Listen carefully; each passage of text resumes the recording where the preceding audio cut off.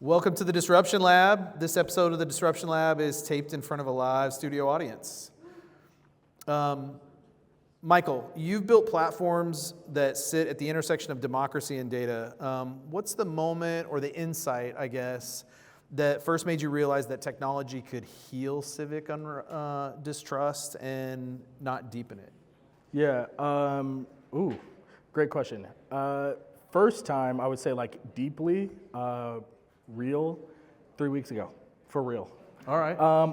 I obviously had the inclination, but I got the validation. I went to Chicago for a startup weekend just to collaborate, meet with new people. I lived there for a while when I was in college, so had some understanding. And to see, so consequently when I was there, it happened to be the NAACP's natural convention. And so I'm around a lot of politically active people, and getting some feedback on that intersection and how technology should be used was something that people hadn't thought about really in this space. There's a lot of civic tech out there in GovTech, but I think in terms of comfortability using tech for voting was something that people just never even thought about as a thing. So it was actually kind of cool to get some feedback and wow, I never thought about it that way. Was one of the big things I got out of it. So I think there's true validation there. I think my original point when I realized that tech should be used for this, and I said in a civic good space was last year, but when I started developing the idea and how we could centralize this data for that, but I think it really started, that validation was literally 3 weeks ago. Oh, wow. All right. Yeah. So that recently, man. Yeah. So one of the things about Uwazi AI, one of the things that you've built is it's not just simplifying the civic data and the access to the civic data, but you're actually reframing how people relate to that data and relate to democracy in general. So what, in your opinion, do you think most people get wrong about civic engagement today? I think off the bat, the first thing that usually comes to mind is, first is literacy. I think it starts there. A lot of people struggle with parsed information. They're dealing with what they see, and we all know what that see is. The social media is one of those platforms, and regular news cycle, things like that. And so they use that as their cycle for, or their push for engagement, whether that's launching a podcast that's all Democratic or Republican or whatever the case is, which is still very much influenced in knowledge base. So I think that's really where that engagement, the word engagement, you see really prevalent now. From the nonprofits that are working in this space, I think the biggest part is decentralized data and the lack of technology use. Still to this day, they're registering people on a clipboard. And so I don't want to say that it's wrong necessarily, it's just not as accessible. It's a lot more work. And if anyone's been to a voting registration drive, if you're going there to register, you're going there to register. But if you're not going to sit there and fill out 3 pages of paperwork. Isn't that one of the things you're trying to solve, Mike, is this idea that I guess, and I know you and I have had this conversation to an extent, we see so much of the technology and so much of the focus on voting. Yeah, right. That's the... if everybody votes, then we've solved all the problems. Yeah. But it's the day-to-day engagement with your civic, environment and with how things work on a day-to-day basis in whether it's local, state, federal government, where we see, or where I think you have pointed out, we see the gap. Right? Yeah. I think it's when I first pitched you the idea. I don't know if you remember this, but you had me say, "Hey, go validate this. Go, do some surveys." And one of the things that came out was accessibility and participation in particular. There's this real participation gap. And where I think I had to restructure and to focus on, especially when building out, you want to keep usage up for business purposes, but is that participation happens consistently. It's not when the election comes up or 3 weeks before the election is here. And I think that was something that we really wanted to target with Uwazi. Is making that accessible and then participate quickly, but also consistently in democracy and whatever's going on locally. I think that's the driver there that separates. And you'll see what I've learned so far is the people that are consistent are the most literate. Yeah. You've talked about trust as infrastructure, Yeah, yeah. What does that mean in a time where like misinformation, apathy, voter apathy, or just this general malaise around politics and civic and some of those types of things? What does that mean when that polarization seems so deeply embedded in what we have right now? Yeah, I think it's one of the things I'm trying to like delve into my messaging is clarity. I think that's the word that I'm like using to signify and really demystify politics in government. I think the hardest part is kind of what I was saying earlier, which is the literacy part. They're seeing one piece of the story, and that's what they're leaning on for their base of information, irregardless of which way you vote and whatnot. And so one of the things that we've really been building in the trust is to be clear on what you are receiving.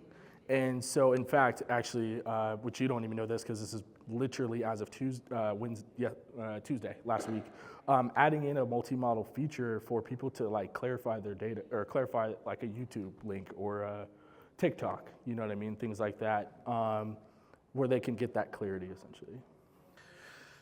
Your work is rooted in Kansas City right now, right? We've talked about the expansion and eventual kind of growth of what you're trying to do. But how do you think place-based innovation influences the future of civic technology or civic engagement?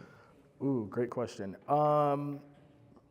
I think it's kind of funny. I've been in separate project working with some international stuff, and I think the thing that is beautiful about civic tech, and I'll speak broadly, is that it's adaptable and every country, city, nation needs it.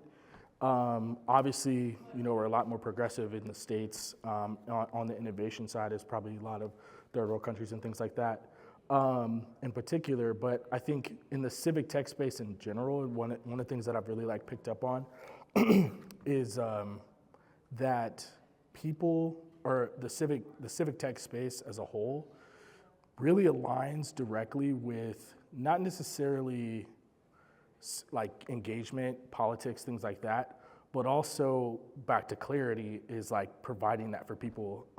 At the conference, I met someone called a company called Voting Buddy, and it's like a Tinder for Republican and Democrats. It's like really swipe left or right. If you're unclear and you want to, I guess, join a party, this app helps you do that. It provides that clarity. So I think that's like based on issues? It's like based on issues. How do you think about an issue, and then it tells you like where you sit? Yep, it's literally like 10 questions, and it's literally like swipe left, swipe right. Yeah, it's pretty cool. Wonder how many people end up right in the middle. Yeah, I know. Yeah, I'd be curious. I'd be curious. I have to ask him. I was able to connect. I'd be curious to know. That's a great question. But yeah, I think as a whole, I think it's the space and innovation, in particular in civic tech, is providing that clarity. I think that's something, as I've seen the mission-driven companies that I've been around in civic engagement, in politics, in the civic tech space as a whole, it's like very much clarity-driven, which I think that's the precipice of what we're doing. Yeah.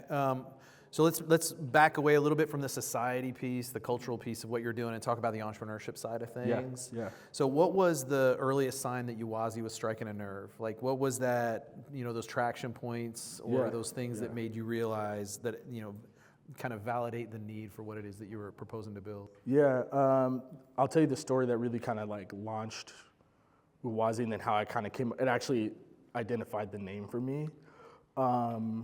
Previous November election, presidential election, I normally am a person that works the polls, pass out information, things like that.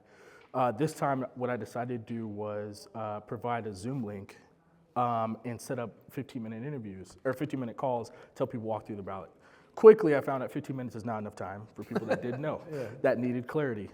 First one was like 45 minutes long, so I had to like push everything back.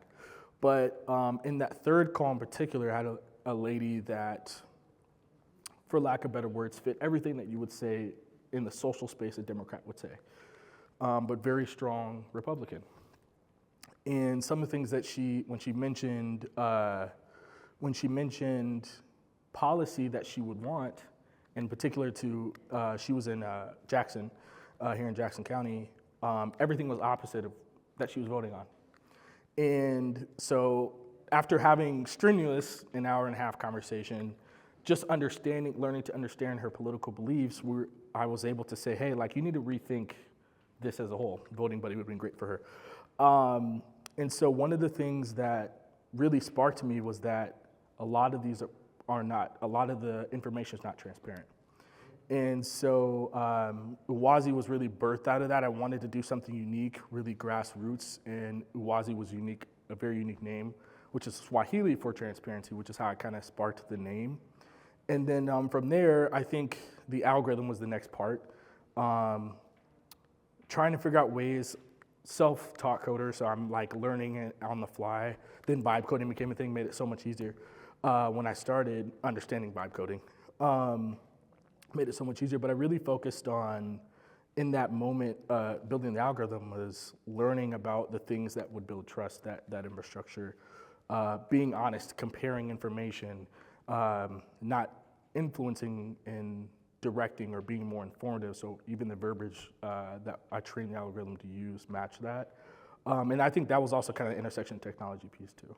So how did you balance that product development and the research with, kind of user feedback and this idea of user empowerment and this idea of engagement? How did you balance those things when you're dealing with systems, that are relatively complex, related to elections and policy making? Yeah, I mean, we were talking about the complication of ballot measures and just the wording used in ballot measures and so on. So how do you develop, or how do you balance that idea of trust, transparency, user engagement, and the product development side of what you're doing? Yeah, I think, it really started with being open-minded to both sides. I had to How hard was that for you? To be honest with you, this is funny, for me it wasn't as hard. I find that when I tell people about the product, it's hard, people find it hard. For me it wasn't, I was really empowered, and this is also where a lot of Uwazi's birth came out of, was my parents were like that, empowered for me to learn on my own, understand politics at my own pace, which is very, obviously they put me in places to learn those things, but I think there was no pressure to say, hey, you've got to be Democrat, you've got to be Republican, or anything else between. So I had that confidence already. I think one of the things Uwazi does for me personally is provide that to people that didn't have that. On that note, and I already lost the track of the question. What was the question again? No, the idea of balancing product development and what you're building with this idea of trust, and you're building on top of systems that are almost intentionally very built intentionally to be complex. I think or hard to understand, I guess maybe is a better way to say it. There's a little bit of both. There's some intentional complexity in certain parts, especially the state level and the federal level, that I've noticed in my research. And I think that starts with the connections, is open, like I said, kind of being open-minded, leading on mentors to understand different legal issues that will arise. Some of it compliance legally to the product, but also to the intentionality of why everything is on paper and why no one has tried what I'm trying really in that space. And then I think the big piece is staying to that root. In building Uwazi, we really focused on, the trust and transparency, the clarity, those things in our mission statement. I think that's what I really try to lean into the most when building the product, is focusing on those things. If the information or the product doesn't fit that as a core business model or the core of the business, then to me, it's not a sustainable product, is the way I look at it.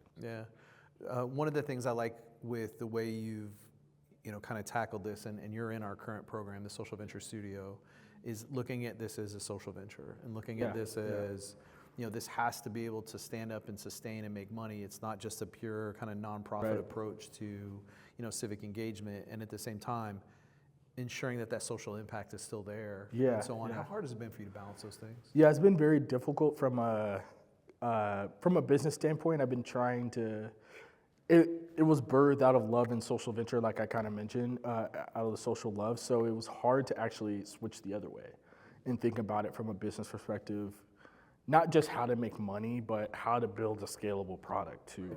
And as you know, tons of trials and tribulations to the program already. We're a little over halfway through, but I think that's probably been the hardest part, is making the transition to say, hey, it has to make money, it has to make sense, to whether that's getting funding, whatever the case is in this space, has been the hardest part. I think the love and the passion for what the product can do, what Uwazi can do, has never been an issue. I think it was making that switch to say, hey, this can be a for-profit business. This can also be a business that can support people. And that's where the hybrid structure was really built to be able to support both sides. There. Yeah, and by hybrid, you have Yeah. a foundation Yeah, sorry, I side, guess, you have a yeah. nonprofit side, and you have the for-profit, kind of core of the business and so on. On the technology side, so you and I have had some conversations, a lot of conversations about the technology and how do you balance helping people understand the technology that sits behind this, but still, helping them understand the reason, like, what, instead of getting focused in on the technology, because AI has its own, it can be scary. I think, and it has its own demystification. Absolutely. So with AI being at the core of what you're doing, how have you prevented the technology from becoming kind of a black box? And especially when you're trying to build trust, transparency, and some of those other elements.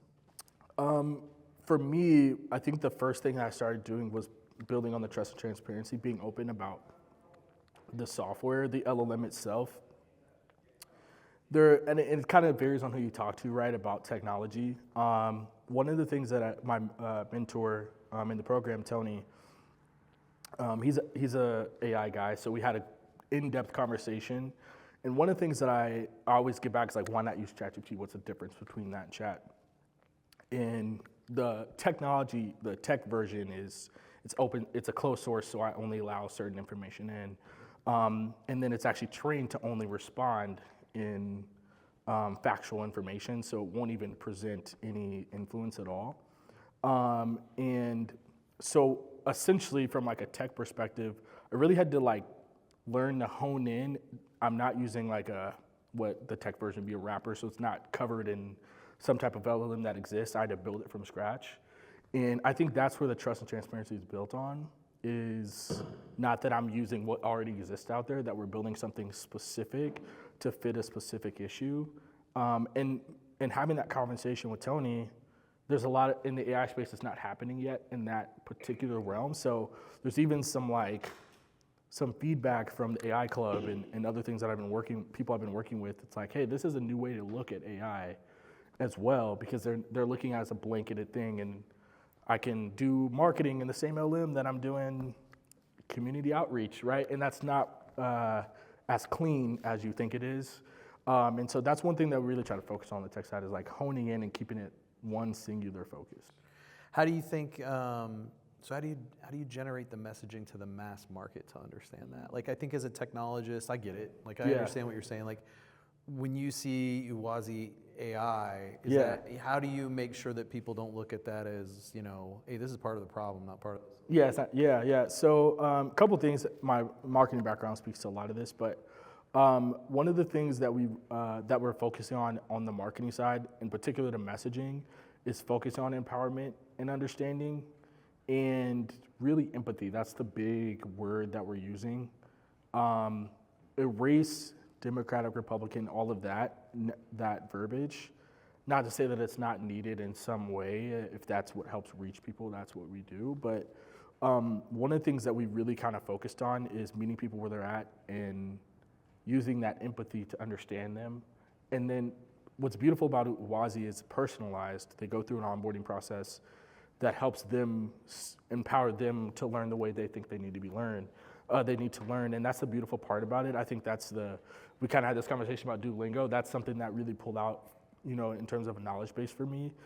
And I've seen slowly a lot of people that didn't vote have more confidence in voting, just talking about the product, not even being out yet. So I think that's, as we continue to scale, I think that's one of the things we're going to look at, is I think from a political side and the campaigning side, there still needs to be in-person events, things like that still builds trust. People want to see people. Shake hands, you know what I see mean? faces. Yeah. Especially when you're talking something so volatile in politics, in conversation to that. But one of the things that like the team, as I build the team, is really focused on is that empathy piece, leading with love, as we say in the program. How important, Mychal, do you think it is that the technology helps teach people we don't teach civics the way we used to. Now I sound like the boomer, get off my yard guy, right? But we don't teach civics in school the way we used to. We don't. There's a lot of people who I think are misguided by how it even works. Right. Which I think perpetuates that distrust. Yeah, right? 100%. How important is it for you and for what you're doing with Uwazi to be able to maybe guide people through like how it actually works? I know some of the things you're talking about, like how the meetings work, where the topics get talked about, where the voting happens, not your voting as an individual, but where your elected officials are actually casting their votes on your behalf, those kind of things. How important is it, and how effective do you think the technology will be in helping people understand just how it works? It's probably I think that's the most important part. It kind of goes back to the accessibility piece. The literacy piece and accessibility match together. That will increase voter turnout. That's the way I'm looking at it. It's the hypothesis we exist on currently. It's not about, I think the hardest part is that demystifying piece and comfortability, which comes from lack of understanding. So, and it's interesting, something that as of today, actually earlier today, had a conversation with a nonprofit that is building civic literacy courses for high school students. And so partnering with them to try to find a way to use the technology in real time in curriculum is kind of a new avenue that I'm looking at, literally as of like today. So it was a great conversation. I think it really led to, hey, like building smart voters doesn't start at 18, it starts at 14, 15, at the age where they are building that confidence, so when they are 18 that they can say, hey, I know what I'm talking about, or hey, I want to go vote, I have this app that can do so. And they're used to using it. They're completing modules or whatever the case is in the platform. So it's the most important part, I think, out of everything. And I think that's Uwazi's real feature. Right? Yeah. To like put. Yeah, I would argue it probably even starts at it's like STEM, right? If you lose them at an earlier age, to get them back, like how do we get kids interested in like, this is how it works. Like, so you gotta know, like you have to, in marketing, I want to say it was Derek actually who brought this up. Maybe it wasn't Derek, but State Farm markets to middle schoolers. They start at 13, 14, and so that by the time they're 16, they're thinking about is State Farm as their insurance. So they run ads on Nickelodeon, things like that. And so that same philosophy is something that I want to take on. And this to say that 13, 14, 15 age range, 8th grade to 9th grade, whatever the case is, we're training and teaching them, so they're building confidence on those things early for sure. So. The foundation side, the nonprofit side that you've stood up, the institute, it focuses on policy modeling and human-centered design is kind of the key elements of what you're doing there, right? Yeah. What does that look like practically? Like, when you're building AI tools for the public sector, like how do those things come together in what you're doing? Yeah, so essentially that side, we're using the platform to measure data at a hyper-local level. One of the things that we're working on currently on that side is building what I call the RIA score, which is a civic health index that a city could utilize to receive more funding. We talk about like policy and its correlation to health. As an example, cities that have 60% or more in voting turnout receive 20% more funding in health and infrastructure. And so as an example of that, these are things that I think like from a granular scale, Uwazi has a bigger impact on and can measure through the users that are applying, using the app. But also from a research perspective, there's availability there. And then something else that we've also kind of started materializing is civic collabs and bringing that intersection of tech and civic engagement with researchers, technologists, policymakers into a room and being able to create creative solutions in the technology space. And that, so from a bigger picture, there's so much growth in the RIA Institute is the name. RIA is Swahili for community. Sorry, kept the theme going. In that research arm there. So, I was shocked to learn that civic engagement had this direct correlation to population health. Yeah. Like, what have you, as you started to, peel that back a little bit? What surprised you about that? What have you learned about those direct relationships? I think the most glaring, I'll give you a stat that's on the website now because it was so crazy to me. At the death rate is 20% higher in communities that vote under 60%, that have voting turnout 60%. Which means they lack the resources. And it's, obviously there's tons of other reasons as to why. But I think one of the things that we really pointed out is it starts with voting, it starts with that literacy piece. And so what I'm curious to learn through our research on that side is that as they are more active politically and they're consistently participating, how well that community can change, whether that's from workforce development or housing or straight up health itself. And something I always bring back is Maslow's needs as an example. Those fundamental things that people need, our policy directly correlates to, obviously. So I think that's probably the biggest thing that stood out to me for sure. Mychal, your work is, so you've got a family background in politics, right? Yeah. You've done political strategy work for quite a while, Yep. right? Yep. So the work for you is not only deeply systemic, but it's also deeply personal, in terms of your background and lived experience and so on. So what's a core belief that guides you on how to show up as a civic technologist and a storyteller in this space? I think the first one I kind of mentioned earlier is leading with love. That's something that. What's that mean to you in this space? So for this, I think it's that empathy piece, being understanding of, I don't want to say just beliefs, but where they sit politically is something that I've had, that, like I said before, I've been blessed to have open-mindedness to, but sharing that love is important as well. And so that's one of the fundamental key pieces of Uwazi and the company as a whole. Is empowering them to say, hey, you don't have to know everything. That's the beauty of the app. But then also, as you learn anything, we're congratulating, we're gamifying it from a certain perspective that does that. I think that's the one thing that I've been blessed to pick up as being in the space so long. You see both sides, whether that is the strong left or strong right. You see this animosity, and I think collaboration is the word. And clarity are the two words that come to mind. And so I think it starts at the core, leading with love. You've been around, this isn't the first time you've been an entrepreneur, first time you've been a founder, first time you've done something like this. You've also been around a lot of other startups and that ecosystem and so on. What's been different about this versus some of those other experiences for you? Well, I think the first one is understanding what those CEOs go through, those founders go through, is probably the biggest thing. The long nights, the questions you come up with in your head when it comes to the product itself or the business. Am I heading in the right direction? Is this the right direction?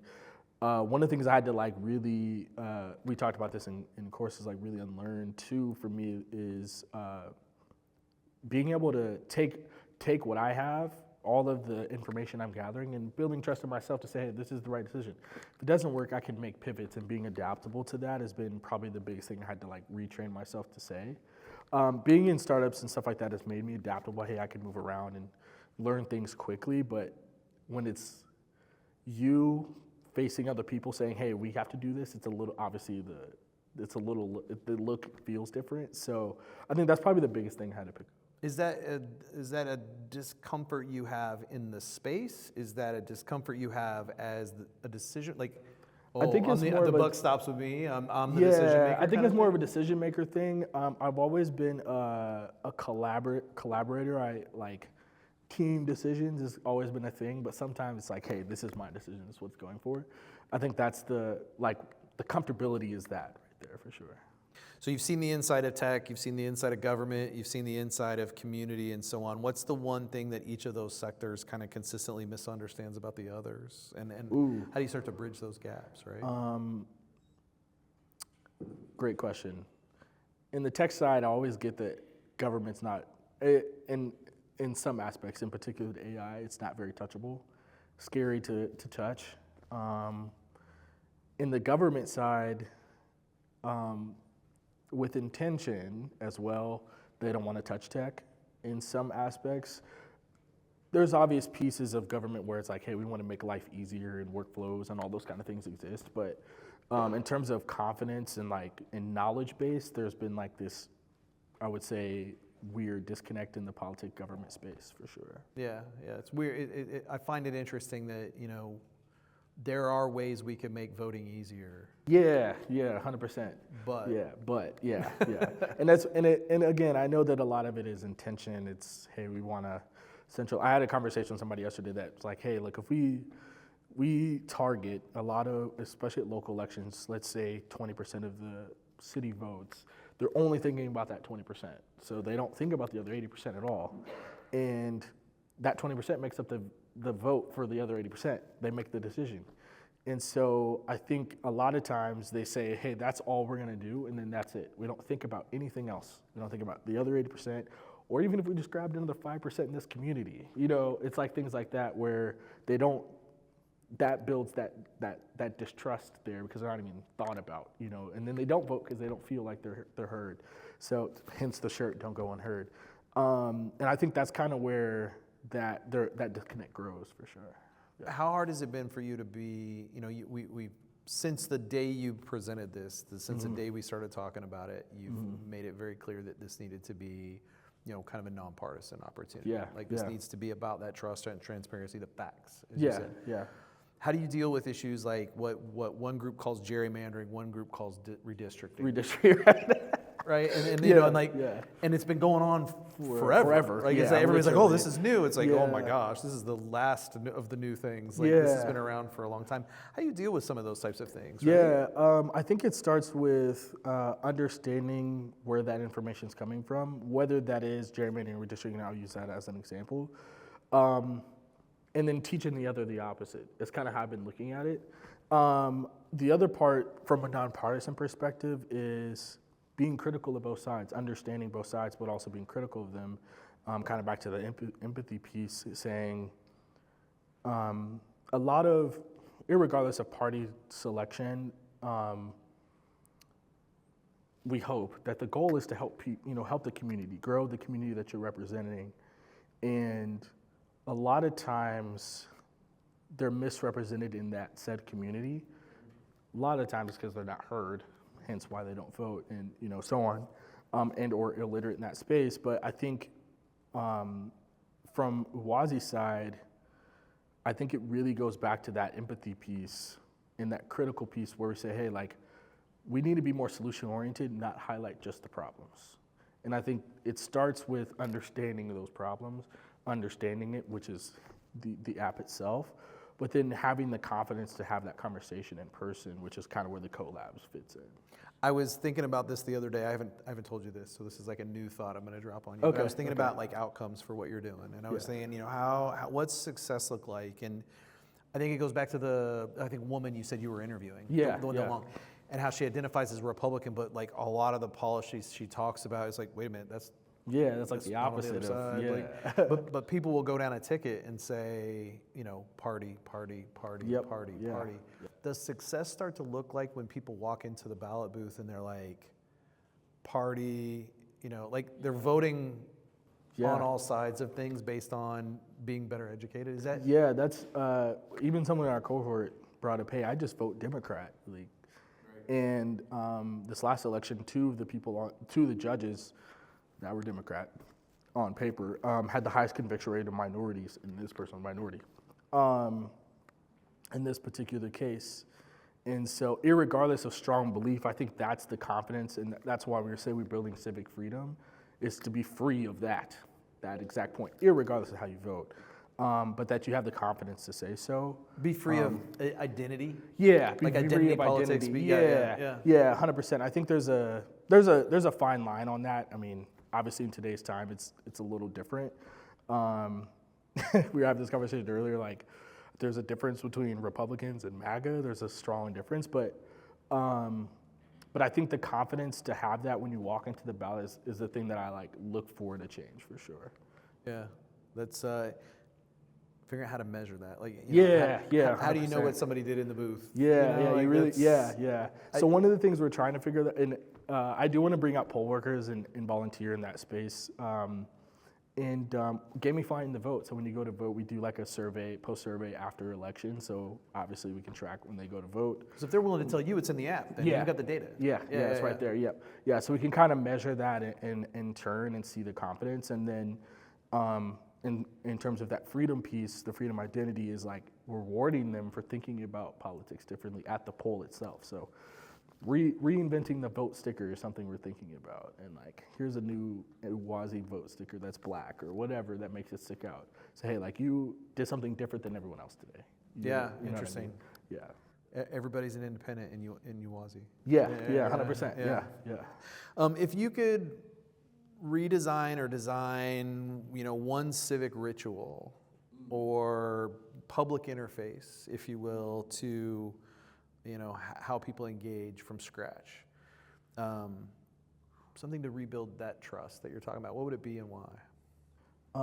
So this is something I'm exploring for the future. It's the media and the expression of media, in the sense that the truth is, butting heads and all that, it sells. Everyone watches it. It's interesting. It's great conversation. For me, I think it looks like, back to the empathy piece, showing that the whether it's lack of literacy and or literacy, showing that, expressing that in a confident way, in a different way, is kind of one of the things that, like, from a bigger government perspective and a media perspective, I think that's where it starts. A lot of the engagement piece, in our surveys, 93% of the people that took the survey use social media as their only source. That's crazy. Yeah, absolutely insane. I mean, that's just and it was 18 crazy. to 40 in the age group. So that it really spoke to literally their only source of information. I get all of my political information and insight from TikTok. Exactly. Yeah. And obviously, a lot of it's commentary, and we're leaning one way or the other. And so, I really want to change. This is a tall task, but I think there's another piece of that starts not just the app, but then empowering people to think about it differently. Not necessarily what people vote, but how you vote, if that makes sense. I was, you showed us a dashboard version a few weeks back of, you put your zip code in and it just pulls up like your local, like the people that are in your district, how they're voting, how they're showing up, are they going, those are absentee, all those types of things. And for me, it was, my instant thought was I would pay for that because I want to know, you can go cast a ballot. Right. But then you feel like you've done your duty and I get 2 more years. All right, it's 2 more years, I'm going to sit back and see what happens. Whereas, how do you engage on a day-to-day basis? How do you engage, how do you show up to the meetings? How do you know when the meetings are on the issues that are important to you, those types of things? Right. I think that's hugely valuable. Yeah. I think more and more people, when they see that data can be in front of them and it can be quickly, every day. And highly personalized like that, I think it'll make a huge difference. I assume that's why you guys are doing it. Yeah, the legislation track was the big switch for me that allowed that. And then even making it so that if you have an interest in a specific industry, environment or public safety or whatever those things are, you could see the policy in that space. And then if you're not clear on it, you can ask Uwazi, which is cool. That big piece. And I think that was the confidence booster, and some of that validation that we talked about at the beginning came from that piece as well. Like, hey, that's the part that allows me to feel like I'm participating beyond just the election in those next 2 years or 4 years, whatever the next term is. What do you hope this looks like in 5 years, man? What do you? Great question. The obvious goal is to be in hopefully all 50 states. Really heavy on the civic research side. That's something I'm very, very interested in building more.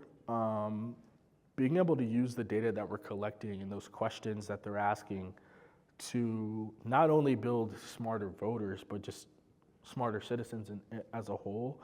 And I think you'll start to see, what I'm hoping to see, is a lot of our users becoming more active in different pieces of social entrepreneurship or just other ventures, nonprofits, things like that at any level. And then from a riot score perspective, to start to see that come to fruition, and test how we can raise that score in those communities. Now, that was one of your original hypotheses around Uwazi, was the idea of getting people to volunteer more. Yeah. Yep. As an end output of this. Right, Like, yeah. I know now where I can go apply. Like, this is my interest. I know now where I can go Yeah, I actually can apply go. myself. Yeah, absolutely. I think that's another part of the participation consistently is like being active in the issues that you're looking to follow. I think that's like the next phase to see for one, obviously supporting nonprofits, but then also finding skill sets within yourself and things that you find passion in through Uwazi, and you build that confidence. Say, hey, I want to go change these things, and now you have the knowledge base to do so and the strength to go make that happen yourself. All right, so Uwazi aside, it could be Uwazi, but Uwazi aside for now, right? This is the hard question. Yeah. So what's the dumbest idea you've ever had that people told you was never going to work that ended up working? Ooh. Man, without Uwazi. Okay, the dumbest idea that didn't work for me but worked was Okay, yeah. It didn't work for me, but it worked. Was my first ever shot at business was launching my own sneaker website. I'm a big sneakerhead, and I was 17, so still in high school. Building a website, trying to figure out logistics, and didn't even know what the word logistics meant at the time. And shipping shoes to my garage and consigning them out for people that were looking to sell their own merch. No money, just a kid with a dream. And so it's funny now to say this. So I'm pitching my parents on the idea, and this is probably like March. And now all I'm thinking is like, yeah, I just need the website. And then once I get the website, I'll do some marketing and people will like come and do this. Yeah, it's classic, right? Easy I build work. it, they come. Yeah. And I'm like, I think I can get this done by May. My dad's like, I don't know what you're talking about. It's not gonna happen by May. He was right. Didn't even open the site until July and had probably 13 pairs of shoes from friends. Never sold them, so never got off the ground. Did they fit? They did fit. I actually do have a couple All pairs. right. Some of them are like cool, really cool shoes, so it worked out. Some of them got their money back and everything, but it turned out this was a year, I think 16 months before StockX. So StockX came out and then it just killed my whole dream because everyone was doing it on StockX. And I'm like, this is what I wanted. I just didn't know. Just could have got the website up faster. Yeah, but just kind of faster. Yeah, if it was May. Yeah. So it worked. It just didn't work for me. All right, fair enough. That counts, man. That counts. Yeah. Hey, Mychal, it's fun watching you grow as a founder. It's fun watching you on this journey. Yeah. It's been cool. I'm excited. This is a personal passion. You and I have talked about it. This is a personal passion space of mine as well. Yeah, for I sure. mean, we got to fix this. Yeah, somehow we've got to fix this. Yeah. So I think a lot of us, regardless of party affiliation, are rooting for what you're doing. Thank you. So I'm anxious to see where you go with this thing, and I'm anxious to get you back up here, in a few years and talk about how far Uwazi's gone and where you've gone. Yeah. So thanks for keeping it up. Yeah, for sure. No, thanks for having me. Thanks for having me as always. You bet. Give me a hand, everybody. Yeah, thank you.